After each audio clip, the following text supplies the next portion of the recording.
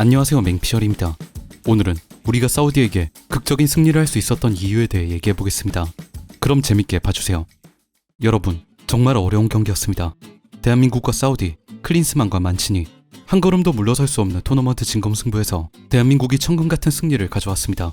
클린스만은 조별리그에서의 실점 과정에 느끼는 바가 많았는지 놀랍게도 이번 경기 백스리를 들고 나왔습니다. 3-4-3 포메이션을 기반으로 수비 상황 때 양쪽 윙백을 아래로 내려 수비수 5명을 만들었고 최전방 원톱엔 손흥민을 배치했는데요. 또한 비교적 앞쪽에 있는 5명 선수에게 적극적인 전방 압박을 주문했습니다. 전반 초반엔 이 5명이 상대 진영 깊숙한 곳까지 올라가 강한 압박을 걸어줬으며 상대 선수들 하나하나에 붙어 맨마킹하는 장면을 확인할 수 있었습니다.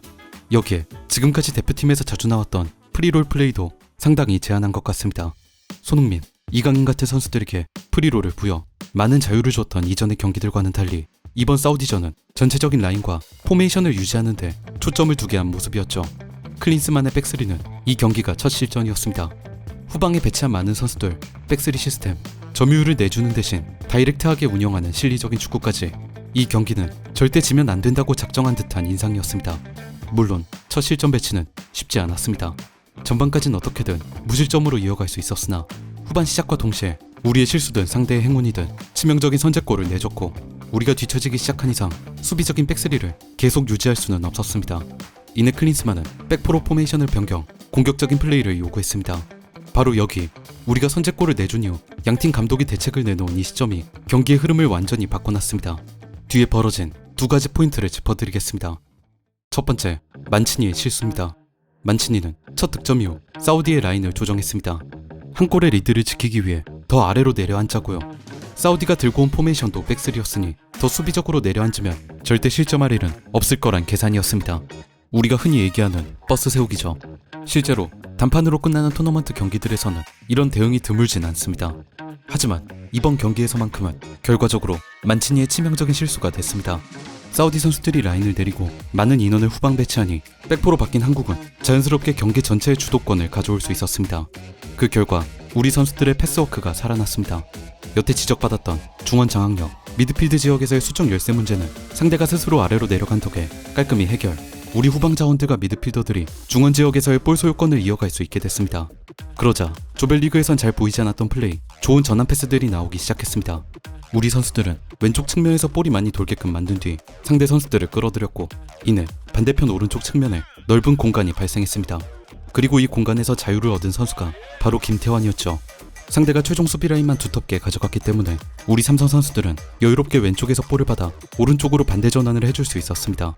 김태환 선수는 이 볼을 받아 다른 선수와 연계를 하든 아니면 본인이 직접 크로스를 올리든 자신이 원하는 플레이를 마음껏 펼쳤습니다. 볼이 있는 곳에서 멀리 떨어진 공간에 한 선수를 의도적으로 고립시키고 그에게 볼을 전달하여 넓은 공간을 활용하게 만드는 것, 제대로 된 아이솔레이션이 나온 겁니다. 후반 추가 시간, 우리의 극적인 동점골 장면을 보면 이 아이솔레이션을 명확하게 확인하실 수 있습니다. 볼이 왼쪽 측면에서 돌고 있고 우리 팀 선수들이 이 공간에 많이 밀집 중입니다. 사우디 선수들의 시선과 방향 역시도 이 왼쪽을 향하고 있죠. 여기서 볼이 뒤에 있던 박용우에게 전달되는데 사우디 선수들이 아래로 깊이 내려가 있어 그에게 압박을 가하는 이가 아무도 없습니다. 프리한 상황에서 박용우는 손흥민에게, 손흥민은 반대쪽 측면 큰 공간을 혼자 차지하고 있던 김태환에게 볼을 전달, 여유롭게 방향을 전환했습니다. 밀집 상황이었던 왼쪽과 달리 넓은 오른쪽 공간에서 볼을 받은 김태환은 왼발 크로스로 골대를 향해 볼을 붙여줬으며 서령우의 어시스트, 조규성의 헤더가 폭발, 대한민국의 극적인 동점골을 터뜨릴 수 있었습니다. 그야말로 아이솔레이션의 이점을 살린 교과서적인 시퀀스였습니다. 아마 이 과정을 보고 만치니는 자신의 실수를 통감했을 겁니다. 승부차기 종료 직전 결과를 보지도 않고 혼자 경기장을 빠져나갔던 만치니, 경기가 끝난 줄 알았다며 변명을 했지만 그가 이런 비상식적인 행동을 했던 건 너무 빨리 주도권을 내줬던 자신의 실수 때문에 스스로 화가 나서였을지도 모릅니다. 두 번째 포인트, 더 우월한 체력입니다. 만치니가 한 번 내준 주도권은 후반이 끝나 연장이 되고 나서도 여전히 대한민국이 쥐고 있었습니다. 연장전에 들어가기 전까지 두 팀의 체력 소모는 거의 비등비등했습니다. 대한민국은 전반부터 강력한 전방 압박과 맨마킹, 뒷공간 스프린트로 많은 체력을 소모했고 후반에 주도권을 내준 사우디가 우리 선수들의 패스를 따라 이리저리 끌려다니며 체력을 소모했습니다. 이 두 상황을 고려할 때 두 팀의 체력은 연장 돌입 시엔 거의 남아있지 않았을 겁니다. 그럼에도 연장전에서 드러난 체력적 우위는 대한민국에 있었습니다.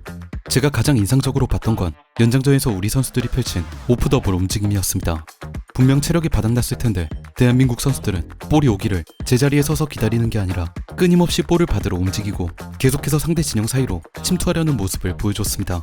비록 몇 차례 가슴 철렁한 위기, 쉽게 득점하면 좋았을 아쉬운 장면들이 있긴 했지만 연장전 진흙탕 싸움에서 우리는 체력적 우위를 바탕으로 경기의 주도권을 유지했습니다. 상대보다 한 걸음 더 뛰고 한 번 더 볼을 터치하고 한 번 더 슛을 때려보는 것, 이 과정이 의미하는 바는 굉장히 큽니다. 승부차기에서 실패한 사우디 두 선수는 한 명은 후반전 막바지, 또 한 명은 연장전에 교체 투입된 이들이었습니다. 이 선수들은 주도권을 내준 채 볼을 따라 끌려다닌 연장전을 치르다가 승부차기에 돌입했습니다. 당연히 적응이 덜 됐을 수밖에 없고 그 결과 둘 다 조현우 선수에게 가로막혔죠. 우리가 주도권을 소유하며 연장전을 운영했기 때문에 승부차기에서 승리할 수 있었던 겁니다. 여기까지 우리가 사우디에게 승리할 수 있었던 두 가지 포인트를 짚어봤습니다. 이제 8강, 우승까진 몇 걸음 남지 않았습니다. 힘든 일정, 힘든 경기들인 건 너무나 잘 알지만 우리 선수분들이 이 모든 걸 극복해 좋은 플레이를 펼쳐주기를 멀리서나마 응원하겠습니다. 그럼 지금까지 맹피셜이었습니다.